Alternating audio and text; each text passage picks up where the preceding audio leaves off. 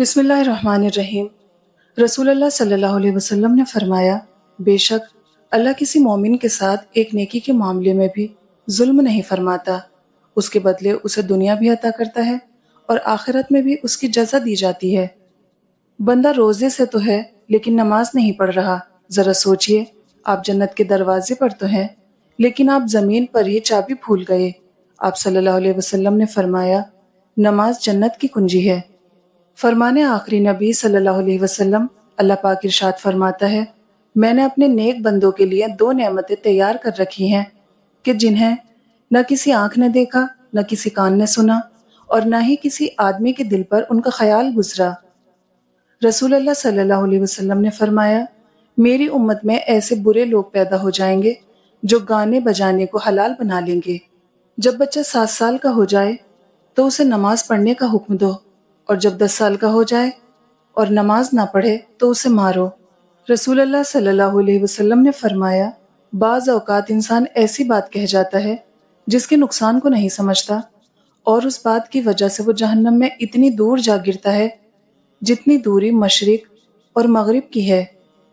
जब अल्लाह की मर्जी के बगैर इस कायनात का एक पत्ता भी नहीं हिल सकता, तो फिर तुम्हारा अल्लाह से बार बार रुजू करना, उससे मांगना बेवजह नहीं है। जब अल्लाह तुम्हारे हाथों में इतनी जान डाल देता है कि वो दुआ के लिए उठ सकें, तो फिर अल्लाह उन उठे हुए हाथों की लाज भी रखता है। ये दुनिया वो है जिसने हज़रत यूसुफ अलैहिस्सलाम को हकीर कीमत पर बेचा, हज़रत इब्राहीम अलैहिस्सलाम को आग में फेंका, हज़रत मूसा अलैहिस्सलाम को दर बदर किया और हज़रत मोहम्मद मुस्तफ़ा सल्लल्लाहु अलैहि वसल्लम को ताइफ में पत्थर मारे। आपको क्या लगता है यह आपको कांधों पर उठाएगी? बिल्कुल नहीं। लिहाजा इस दुनिया और दुनिया वालों से उम्मीदें मत वाबस्ता करें। यकीन करें, अगर दुनिया से बेरग़बत हो गए तो आपके आधे से ज़्यादा गम ख़त्म हो जाएंगे। कुरान सिर्फ उस दिल पे उतरता है जो कुरान के अहकामात को मानता है। कुरान एक ऐसी किताब है जिसे रोज़ पढ़ना होता है। ये महीने में एक दफ़ा जोश में खोल के चंद आंसू बहा के वापस रख देने की किताब नहीं है। ये हर रोज़ पढ़ी जाने वाली किताब है, खुशी में और नाखुशी में, आसानी में और तकलीफ में।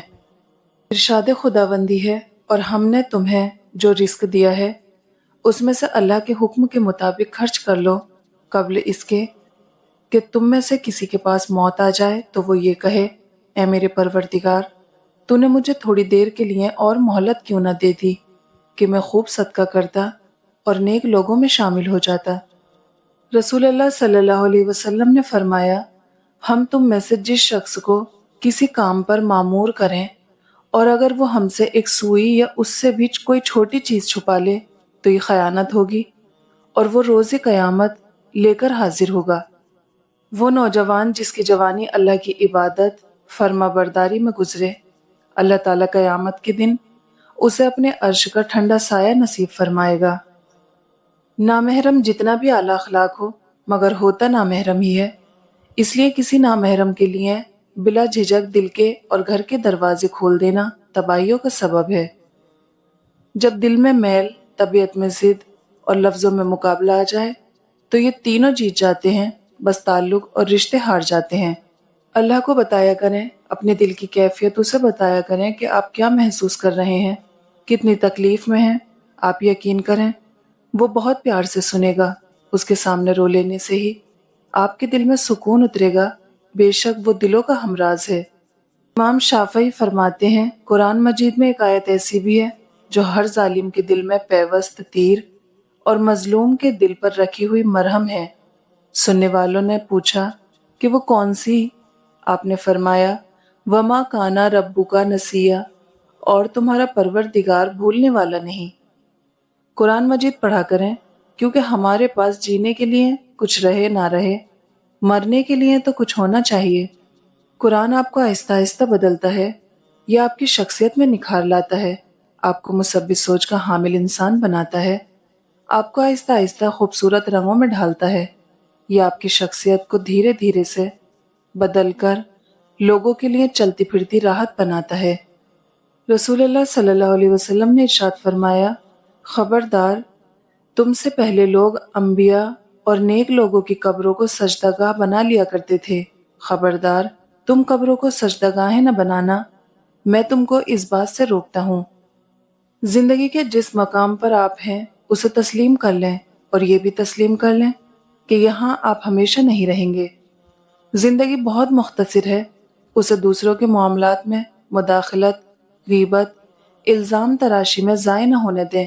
اپنی حدود میں رہیں، اپنے معاملات کو سدھاریں، اپنی ذات کو سدھاریں، اپنی آخرت کی فکر کریں اور اپنے اللہ سے تعلق مضبوط کریں۔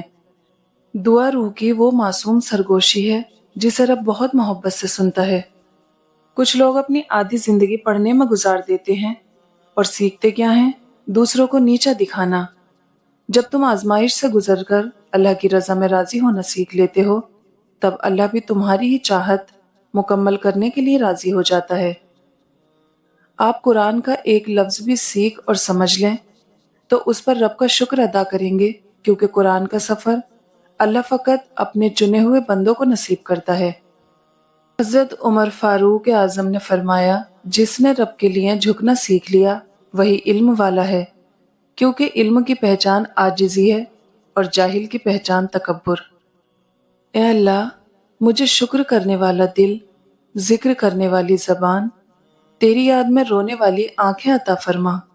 بے شک پاک ہے وہ ذات جو سیاہ رات میں سیاہ چٹان پر سیاہ چوٹی کی حرکت سے بھی واقف ہے۔